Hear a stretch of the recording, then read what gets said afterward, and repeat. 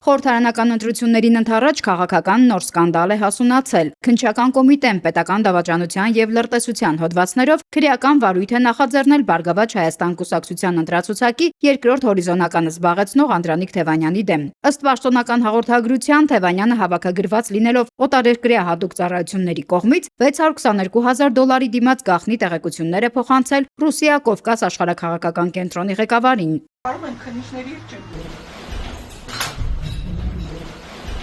Գործը վերաբերում է 2024 թվականի ազգային ժողովում անցկացված փակ գաղտնի նիստի ընթացքի եւ արդյունքների մասին տեղեկություններին, որոնք փոխանցվել են ռուսերեն թարգմանությամբ։ Իսկ փակ գաղտնի նիստը տեղի էր ունեցել ապրիլի 9-ին։ Քննարկվել էին Հայաստանի ու Ադրբեջանի միջև սահմանազատման խնդիրները։ Որպես բանախոս հանդես էին եկել փոխվարչապետ Մհեր Գրիգորյանն ու արտգործնախարար Արարատ Միրզոյանը։ Այդ օրվա նիստին ի դեպ ոչ բոլոր падգամավորներին էին թույլատրել մասնակցել, ովքեր գաղտնի տեղեկություններին հասանելիության թույլտվություն չէին ունեցել, դահլիճից դուրս էին հրավիրվել։ Խնդրում եմ տվյալ падգամավորներին լքել դահլիճ, իսկ մեր падգամավորներին հեռախոսները հանձնել կամ տանել սենյակ։ Ազգային ժողովի պաշտպանության եւ անվտանգության հարցերի մշտական հանձնաժողովի նախագահ Անդրանիկ Քոչարյանը հիշում է, քննարկումը փակ էր, հնչել են գաղտնի տեղեկություններ։ Քոչարյանը ոչ միայն հաստատում է գործի ծանրությունը, այլ նաև ակնարկում. Թևանյանը տարիներ շարունակ կարող էր ներգրաված լինել տարբեր քաղաքական նախագծերում, կոնկրետ հանձնարարությամբ։ Եթե հետ հայացքենք, Թևանյան Անդրանիկին պարզապես գործուղել են համար 2 վերնաշապիկը հագցրել են եւ դրել են Բարգավաճ Հայաստան կուսակցության ցանկի մեջ։ Այլ տարբերակ չկար, որովհետեւ դրանից առաջ ենթադրում եմ իրեն գործուղել էին Հայաստան խմբակցության ցանկի մեջ չգիտեմ որ համարի եւ այդ անձնավորությունը այսպես պատտվելով ըստ էության գումարի դիմաց ծառայությունը մատուցել այլ երկրի ուրեմն շահերի սպասարկման համար։ Դեռ նախընտրական քարոզարշավի ընթացքում վարչապետ Նիկոլ Փաշինյանը հայտարարել էր իրավապահներին հաղորդում են ներկայացնելու եւ ակնկալում են Անդրանիկ Թևանյանի դեմ հարուցված գործ հայրենիքի դավաճանության հոդվածով։ Բակի ցուցակի երկրորդ համարկա Անդրանիկ Թևանյան անունով վաղը Հայաստանի Հանրապետության ազգային անվտանգության ծառայությունը սահմանված կարգով հանցագործության մասին հաղորդում կուղարկի քննչական կոմիտե ակնկալելով, որ Անդրանիկ Թևանյանի դեմ քրեական գործ հարուցվի հայրենիքի դավաճանության հոդվածով։ Այդ ժամանակ Փաշինյանը խոսում էր լրտեսական ցանցերի մասին եւ խոստանում դրանք արմատախիլ անել։ Այսօր արդեն վարչապետը բացատրում է, ինչու գործը հրապարակվեց միայն հիմա։ Հենց իմացանք լրտեսակ գնալ միանգամից բռնելը, կներեք դա գրագետ չի։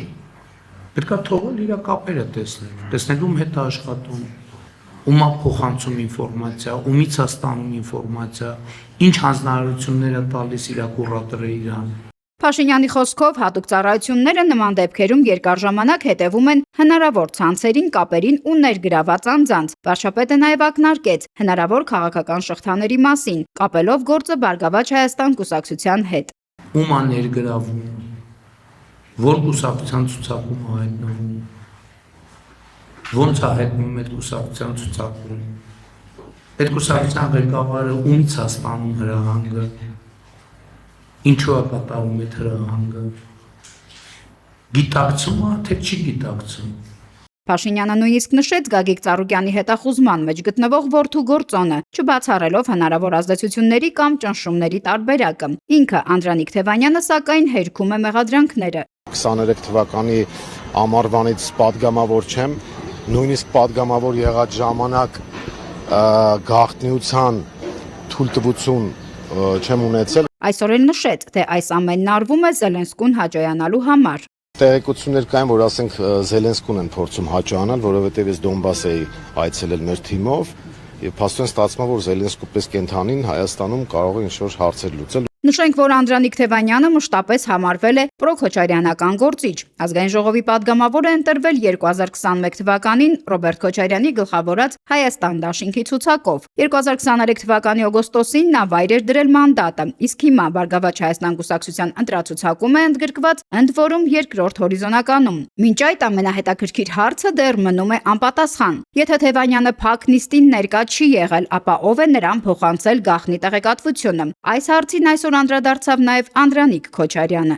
Այդ քննչական մարմինները կբացահայտեն այդ տեղեկատվությունը, ոնց է հայտնվել իր տրամադրության տակ։ Շատ կարևոր է նման դեպքերի բացահայտումը եւ բացահայտումից հետո դատական կարգով նրանց մեղադրանքը հիմնավորել եւ որպեսզի դա հետագայում նման խաղերի մեջ ներգրաված որևէ մեկը